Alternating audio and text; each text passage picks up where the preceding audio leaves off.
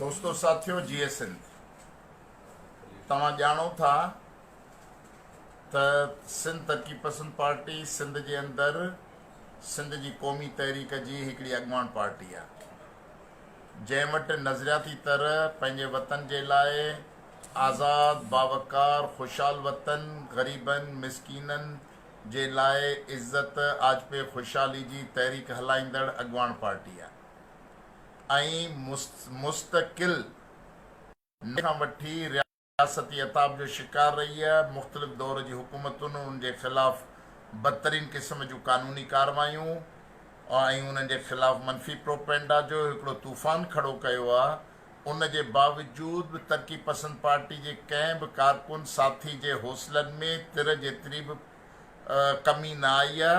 हर ॾींहुं उन्हनि जो अॻिते वधंदड़ आहे। नवाब शाह ज़िलो तव्हां ॼाणो था त बेनज़ीर साहिब जी शहादत खां पोइ जॾहिं खां ही ज़रदारी हाउस बिलावल ज़रदारी ऐं आसिफ ज़रदारी जी क़यादत में उते मुंज़िम थियो आहे। उहे सॼे सिंध खे पंहिंजे अबे ॾाॾी जी जागीर सम्झनि था ऐं नवाब शाह जे अंदरि त हू कंहिं बि क़ौमी पार्टी जो कॉन्ग्रेस पार्टी जो को राय को नुक़्ते नज़र ॿुधण जे लाइ तयारु न आहे। त तव्हां ॾिठो आहे त उते असांजे साथियुनि जे ख़िलाफ़ु ॿिटे निज़ाम जे ख़िलाफ़ु हिकिड़ो कॾहिं ऐलानिया कॾहिं अण ऐलानिया ऑपरेशन मुस्तक़िल रहे थो। असांजा नवाब शाह जा साथी ज़िले क़यादत जा मरकज़ी क़यादत जा साथी इन जबर खे मोह ॾींदा मुक़ाबिलो कंदा भरपूर ग़ैरतुनि जो हिमतुनि जो ऐं सियासी शऊर जो मुज़ाहिरो कंदे हिन जारे जो मुक़ाबिलो कंदा आया आहिनि। इन में ख़ासि तौर ते निसार कीरो साहब जेको इन सॼे नवाब शाह ज़िले जी सियासी सरगर्मी जो अॻुवान आहे उन ते स्पेशल कोर्टुनि जा केस दाख़िल करे 2 साल उनखे पंहिंजे 10 साथियुनि सां गॾु जेल में रखियो वियो।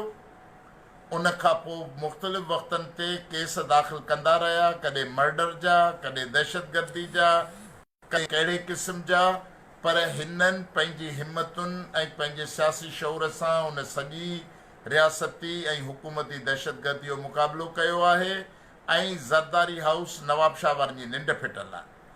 वक़्त ब वक़्तु वारे सां पुलिस ऑफिसर जेके असांजे टैक्स मां पघार खाइनि था, हिकिड़ो ज़िले जो SP जेको आहे 19 ग्रेड जो ऑफिसर आहे, उहो असां माण्हुनि जे टैक्स मां पघार खाए थो ऐं उनखे असीं पंहिंजे रत पोरे सां जॾहिं उनजा बचा पलजनि था त हू बजाए पंहिंजो इंतिज़ामी इख़्तियार हलाइण जे लॉ एंड ऑर्डर मेंटेन करण जे हू ज़रदारी हाउस जा ज़ाती मुलाज़िम बणिजी था वञनि।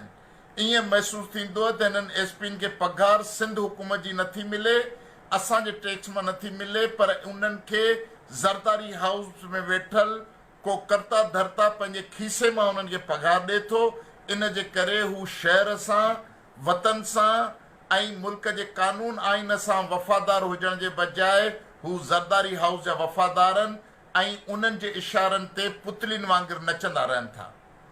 मौजूदा SP आमिर सऊद जेको काफ़ी ॾींहंनि खां वठी अहिड़े क़िस्म जी फिज़ा पैदा करे वेठो आहे नवाब शाह ज़िले में। अॻु में तव्हांखे ख़बर आहे त सिंध एक्शन जी कमेटीअ तरफ़ां असांजा एहजाजी मुज़ाहिरा रखियल हुआ त उन वक़्तु असांजी रैली ऐं सिंध एक्शन कमेटी जी रैली ऐं बिलावल भुट्टे जी रैली जो बहानो ठाहे असांजे दोस्तनि ते केस दाख़िल थिया, जबर कयो, गिरफ़्तारियूं कयूं। उन जे बावजूद बि वरी जेको आहे हुननि जा चङा मुड़ुस गॾु थिया, माफ़ियूं तलाफ़ियूं करे वरी हुननि जेको आहे उन मामले खे मस टारियो। असां बि कंहिं ॿिनि पार्टियुनि जो तकरार नथे करणु चाहियो त कोई जंग जेका आहे क़ौमी जंग या पीपल्स पार्टी वर्सेस STP थिए। असां बि उन में नरमी जो मुज़ाहिरो कंदे उन मामले खे दरगुज़र कयोसीं, पर हाणे अल्ताफ़ जी शहादत खां पोइ ऐं अल्ताफ़ जी शहादत खां पोइ जॾहिं उनजो कातिल भोलू पंहिंजे अंजाम ते पहुतो आहे त पुलिस बाज़ाब्ता MQM जी फ़रमाइश ते तरक़ी पसंद पार्टी जे ख़िलाफ़ हिकिड़ो ऋण ॿारे ॾिनो आहे। टंडे एलायर में अल्ताफ़ जे भाइरनि समेत समूरा असांजा साथी गिरफ़्तार कया विया आहिनि। असां कानून जो रस्तो वरितो आहे। इन जे बावजूद उते MQM जे दहशतगर्दनि पुलिस जूं चौकियूं साड़ियूं, दुकान साड़ियूं, माण्हुनि जे घरनि खे पायूं ॾिनऊं, माण्हुनि खे कुटियऊं, दहशतगर्दी जा कलम दाख़िल थिया, पर मिस्टर बिलावल ज़रदारी जे हुकुम ते उहे फौरी 24 कलाकनि में ख़ालिद मक़बूल सिद्दीकी जी फरमाइश ते उहे सभु उन्हनि तां FIR ख़तम थी वियूं, पर असांजे दोस्तनि खे उन्हनि कूड़नि केसनि में फासाए अज़ाब घरनि हवाले कयो वियो आहे। उन जे रद्द अमल तौरु मुसलसिल निसार कीरे जे ख़िलाफ़ हिकिड़ो नफ़्सियाती प्रेशर पैदा कंदा रहिया आहिनि। कुझु हफ़्ता अॻे, 1 महीनो अॻे, निसार कीरे जो कज़िन आहे, असांजो तालके जो सदर शाहनवाज़ कीरियो, जंहिंजे घर ते बीठल कार खे राति जो चाबियूं हणी ज़ोरी खयों वियो। जॾहिं असांजा साथी FIR लाइ पहुता त पुलिस लातालकी कई, न FIR दाख़िल कनि पिया, न कार जे बाबति को सुराग ॾियनि पिया। वेतर परदे जे पोयां जंहिं धुरियुनि खां कार वरिती वई हुई उन्हनि धुरियुनि ते प्रेशर ॾींदा रहिया त तव्हां बयानु ॾियो त ही निसार कीरे वारनि ऐं शाहनवाज़ कीरे वारनि तव्हां खां गन पिस्टल जे ज़ोर ते इहा गाॾी तव्हां खां ज़ोरी वरिती आहे ऐं तव्हां उनजे ख़िलाफ़ु बयानु ॾियो त जीअं असां निसार कीरे वारनि ते केस दाख़िल कयूं। मालिकनि इनकार कयो त असां त पैसनि ते विकी आहे, असांखे पेमेंट थी चुकी, असली काग़ज़ गाॾी जा काग़ज़ असां मालिकनि खे ॾेई छॾिया, त असां छो भला हिन पुलिस जे जहिड़े में उन्हनि जे ख़िलाफ़ु दुर बणिजूं। उन्हनि जे इनकार खां पोइ हू मुसलसिल हिकिड़ो नफ़्सियाती हिजान पैदा करे रहिया आहिनि, जंहिंमें तव्हां ॾिठो आहे त गुज़िरियल हफ़्ते जॾहिं STP नवाब शाह पुलिस ऐं उन्हनि जी गुंडागर्दीअ जे ख़िलाफ़ु हिकिड़े मार्च ऐं धरनो कयो SP ऑफिस जे साम्हूं, जंहिंजे नतीजे में 6 दहशतगर्दी अदालतुनि जूं दहशतगर्द कोर्ट जूं FIR निसार कीरियो, शाहनवाज़ कीरियो, बुढल मक्सी, सुभान अली मक्सी जेको 75 सालनि जो असांजो नाइब ज़िले जो हींअर तंज़ीमी ज़िम्मेवार चीफ ऑर्गेनाइज़र, जंहिंजो इन ई सिलसिले में 2 हफ़्ता अॻु में PP जे गुंडनि वॾेरनि उन जे घर ते हलां करे उन जूं 2 मेयूं हिकिड़ी गऊं चोरी कराई। उन जी FIR दाख़िल करण जे बजाए उन ते उन जी माल जी चोरी वापसि कराइण जे बजाए उन ग़रीब ते कलाशनकोफ ॾेखारे उन ते ATC जो FIR दाख़िल कयूं वियूं आहिनि। मां पुछणु चाहियां थो त कंहिं सियासी पार्टी, कंहिं सियासी कारकुननि जे ख़िलाफ़ु तव्हां इन क़िस्म जूं हलाऊं करे, तव्हां इन क़िस्म जूं कार्रवायूं करे छा तव्हीं कहिड़ो पैगाम ॾियणु चाहियो था? अॻु में को तरक़ी पसंद पार्टी खे जनरल ज़िया जी आमरियत झुकाए सघी, जनरल मुशरफ जी आमरियत झुकाए सघी, MQM जी दहशतगर्दी वैशानी त बरबरित तरक़ी पसंद पार्टी का सियासत छॾाए वरिती, जो हिकिड़ो ज़िले जो मामूली क़िस्म जो SP ऐं 2 थाणनि जा SHO हिकिड़ो DSP इहा ख़्वाहिश रखनि था त हू आसिफ ज़रदारी खां ऐं ज़रदारी हाउस खां ताज सोनू ताज वठण जे लाइ हू तरक़ी पसंद पार्टी खे ख़तमु कंदा। इहा हिननि जी भुल आहे, ही हुननि जी ख़ाम ख़्याली आहे, जंहिंजे नतीजे तव्हां ॾिठो त अॼु असां हड़ताल जी कॉल ॾिनी हुई नवाबशाह ज़िले में। नवाबशाह ज़िले पुरमन हड़ताल कई, पुलिस जी समूरी कोशिशुनि, गुंडागर्दी, पीपल्स पार्टी जी पटका मेड़ खां पोइ बि शहरीन मुकमल हड़ताल कई आहे। पोइ उन जो नतीजो छा थियो आहे त तरक़ी पसंद हाउस ते हलां कई वई आहे। अड़े पुलिस, तव्हांखे शर्म अचणु खपे, तव्हां तरक़ी पसंद हाउस ते घिड़ी उतां जा कंप्यूटर चोरी था करे, उतां जूं फोटो स्टेट मशीनूं चोरी था कयो। तव्हांखे शर्म नथो अचे त तव्हां निसार कीरे, शाहनवाज़ कीरे जे घर में घिड़ी उतां चोरनि वांगुरु जो सामान चोरी कयो आहे, दरवाज़े ते बीठल गाॾियूं चोरी खयूं आहिनि, फ्रिज TV खणी घर जा थाम भञी, ऐं तव्हां उनजी वालदा खे, उनजी घरवारी खे, उनजे मासूम भाइरनि खे तव्हां ज़बरदस्ती चादर चौदीवारी तक़दुस पामाल करे उन्हनि जी ॿाहुनि खां घेले तव्हां उनखे गिरफ़्तार करे थाने ते खणी विया आहियो। तव्हांखे ज़रदारी इन ॻाल्हि ते ताज पाराईंदो?